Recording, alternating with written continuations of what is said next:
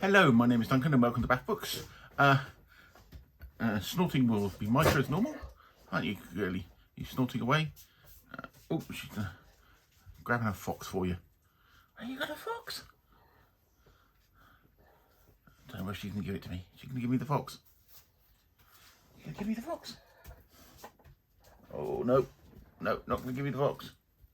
Okay, she's not going to give me the fox. But yeah, hello, it's my name Duncan, as you all know. This is the next one of my pick and mix videos, which is just a random thing of stuff I've done and what have you from the week. This week, I said I've not really received anything. I've still not done as many videos. I'm still working desperately on my Blade Runner video.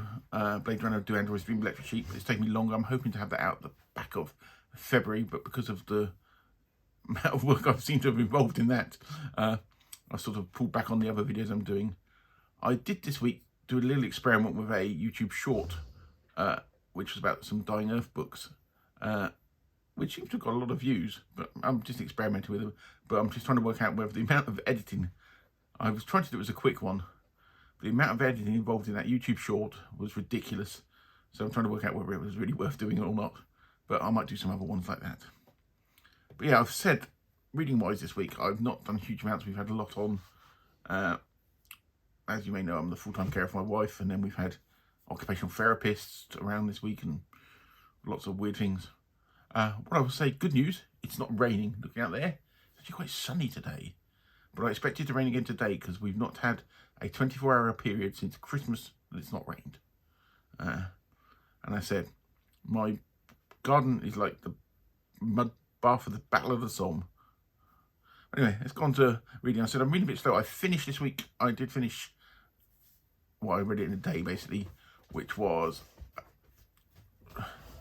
The Time Machine, H.G. Wells' Time Machine, which I've not read for quite a while. And it's quite weird because as I did a short on Dying Earth books, what was interesting is the fact that really I forgot at the end of there, it's almost a Dying Earth book because the time traveller, as he's known, visits way in the future as the Earth is dying. And could you stop licking my hand, please? It's really off-putting. But what I have been reading this week is, as I showed you last week, was the Tales of the Dying Earth, which is the omnibus of all of Jack France's Dying Earth books. So I'm reading it very slowly at the moment. I read a couple of random short stories as well. The first book, which is Tales of the Dying Earth, is actually could show a lot of writers how to do things. It's almost a connected short stories, but with a little thread going all the way through them. And it's excellent. I'm hoping to speed up with my reading of that. I'm going to sit down this afternoon and have a couple of hours reading it, I think, and see how I go. Two things I was going to pick up of stuff I've seen this week on BookTube. One was I was watching a Steve stream last night, and Steve crying about the death of his rice cooker. I don't get rice cookers. Why do people have them? I had one years ago, and all it did was overcook bloody rice. And rice isn't difficult to cook anyway. Chuck it in a pan, chuck a bit of water in it, turn it on, bring it to the boil, simmer it for a bit, check it, and it's done perfectly. As far as I can see, rice cookers just overcook rice. Why would you have a rice cooker? I don't get it. Rice is not difficult to cook. You don't need a special cooker for it. Anyway, that's enough of that. MJ from Reading This Live was going on about size and about size of books because she'd read a load of books, and I think there was a debate about whether she'd read it because they were quite small books. And I think people get carried away with size, the thickness of the books now, especially fantasy. Nobody can just write a straightforward fantasy book. They have to write a book that's 20 bloody books long and you have to follow. And I think a lot of what's problematic with some stuff is they need bloody good editors. They need a good editor. George R. Martin's a big case. I've got picked up here my copy of the second book of A Clash of Kings. So this is technically half of one book. It had to be split into two books because it was too bloody thick. He needs a good editor. It's the same way a lot of films do. I watched Black Panther this week, the second Black Panther film. I found it a bit dull. Superheroes shouldn't be dull, but I found it a bit dull. And it was 2 hours, 40 minutes long. It needed at least 45 minutes to be cut out of it, and you increase the pacing of it, but that's my opinion on it. But yes, I do think a lot of modern books need really, really good editors, and that's the problem. All this self-publishing flurry that's come in the past few years has been good to some degree, but in other ways, the lack of editing has been a big, big issue. And that's one thing traditional publishing can do. They give editors. But then some of them are afraid to edit. Well, somebody needs to edit George R. R. Martin. They really do. But yeah, that's my thing about size. It doesn't matter. It really doesn't matter. But going on to the size thing, I was talking with Roy from Roy Reads Everything, and we were going on comic sizes, because we were going on, it was a conversation about, if you saw my thing about Rollerball Murder, the short story that Rollerball's on, and I'm just trying to say, it's about Rollerball, and he'd read Killer Bowl, which was like a rip-off of Rollerball. But in here, and then we got a conversation about The Mean Arena, which is from 2000 AD, a British comic. I'll show you that there. One of my favourites. And they've never published a trade of it, so then you get it in the original comics. And the sizes of these, I said, 2000 AD, still published now. I think they've reduced the size to an A4 sheet, but it was always bigger than the traditional, like, American comics. I'll show you a copy. That's there, size-wise. So, that copy of Doomsday Clock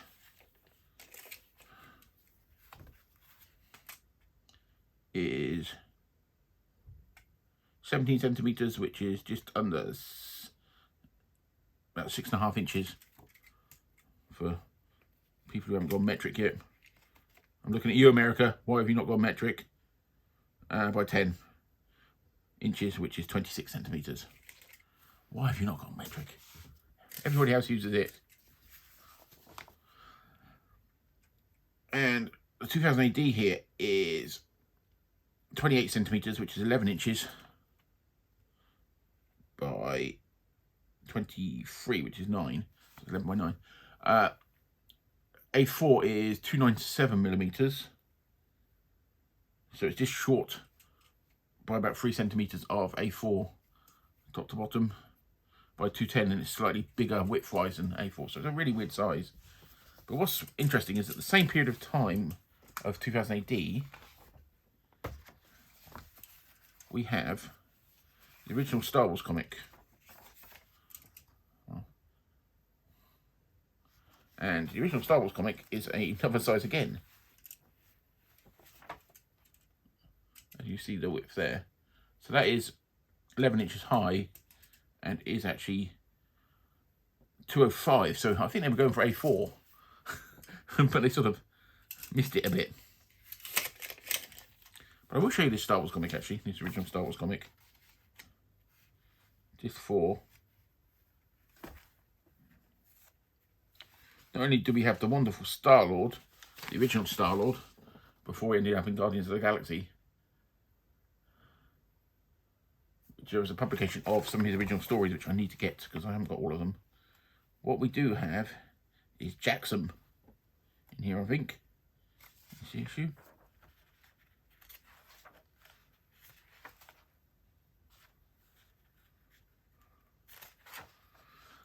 These Star Wars comics, when the films finished, the first film finished, they published continuation stories. And these continuation stories weren't now to sort of change canon because they had to go on to the next film, but literally they were let loose and they did what they want. So here we have Jackson.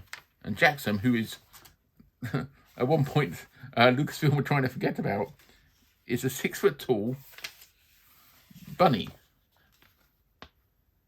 alien. And he's wonderful. And there he has been hung upside down there.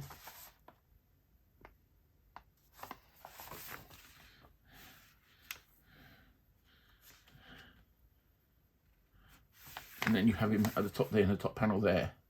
And what he's saying in that top panel is, hey, what the holy hutch? And he just says, what's up, guys, a lot, a bit like Bugs Bunny.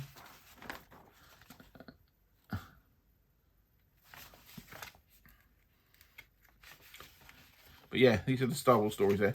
And they're great. I love them. I think they're better than some of the new stories. But yeah, going to comic sizes. Going back to the 2000 AD. So I showed you the size of that. I've got a republication, a trade paperback of Rogue Trooper character. Great character from there. And what they did was, because of the size of them, they shrunk them down to that size. Which, when you consider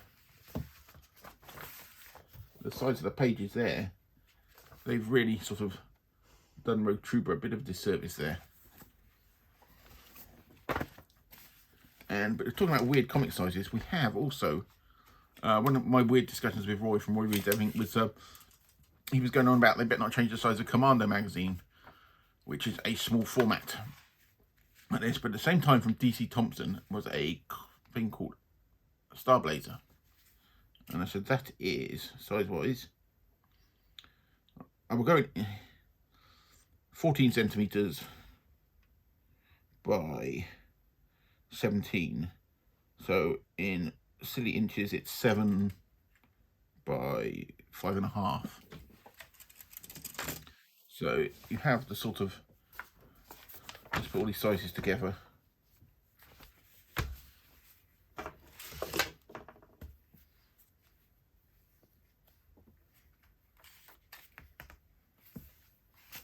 You have all these sizes. So the question, does size matter? No, unless you're George R. R. Martin and somebody needs to edit him. But yeah, so that's me rambling on about size and stuff. Out of things that I've got recently, I've got the Times Literary Supplement that arrived yesterday. I've not read it all. Not huge amounts that obviously interest me. But there's an article here for a book called The Cam by David Herman. And it's an eye for an eye. And what's interesting is I watched a film on Netflix last week. Was it called Plan A? Which was about Jewish after the Second World War wanting revenge and trying to poison the water of Nuremberg because they wanted to basically kill 6 million Germans in sort of revenge for the Holocaust. And this book is actually about the whole of that. This book was actually originally published in Hebrew in 2019. It was called Linda Cam Shlem. Excuse a very bad Hebrew accent, because that's not even called Vengeance and Retribution Are Mine, and tells the story of the Avengers, called Nakmin, and it said it tells the story of them. So I'll show you that. Yeah. And I said the original idea, one of the original ideas was to poison the water in Nuremberg, and that failed. But it sounds like a really interesting book. It's Stanford University Press, £36. It's not a book I'd buy, but I'm hoping I might be able to see if our library would get a copy of it, because I would be interested to read it. Because there was a bit about it as after they failed to poison the water in Nuremberg, they did another plan, which was to poison the bread that was going into one of the prisoner of war camps for prison camps for Nazis. That sort of failed because all it did was basically give the Nazis in their sort of stomach upsets. But it's like the discussion about vengeance and things, and I just think it could be a very interesting book. So yeah, so I thought I'd just show you that. So this is going to be quite a short one because I haven't really got huge amounts to talk about. And the only other thing is I also got this morning a thing from Forbidden Planet. So I've got some comics to undo. See what we've got. You know, sending me stuff out. I have my latest issue of Venom. Which almost, I thought they had, okay, it's issue 15 of Venom they sent me. And then issue 16.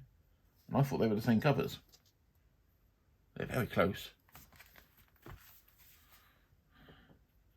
And they were randomly sending me another copy of Miracle Man, even though I'm not technically subscribed to it.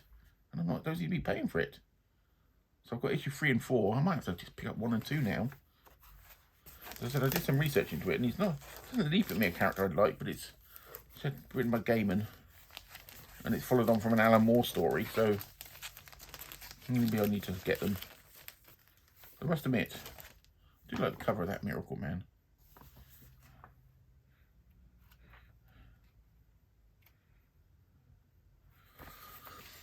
But hey, that's it.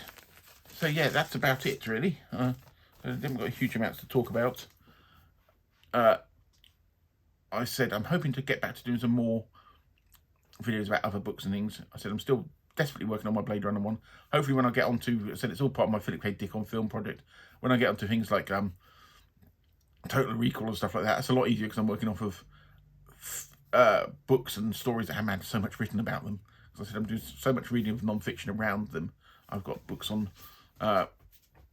literary criticism of Philip K. Dick and what have you that I'm reading that all to do with it, and I'm just writing all that stuff up, and I'm looking forward to starting to produce a video. I think I'm going to have to do it in sort of sections, because that one on Blade Runner and Do Androids is going to be very long. So yeah, if you do get to the end of this video, as I normally do, little thing to say if you got to the end of it, just tell me, what is the point of rice cookers? I would like to know, because I don't get it. But anyway, that's me done for the day. I said hopefully I'll get a couple more videos out next week, and hopefully I'll start getting a bit more regular with sort of random stuff like this.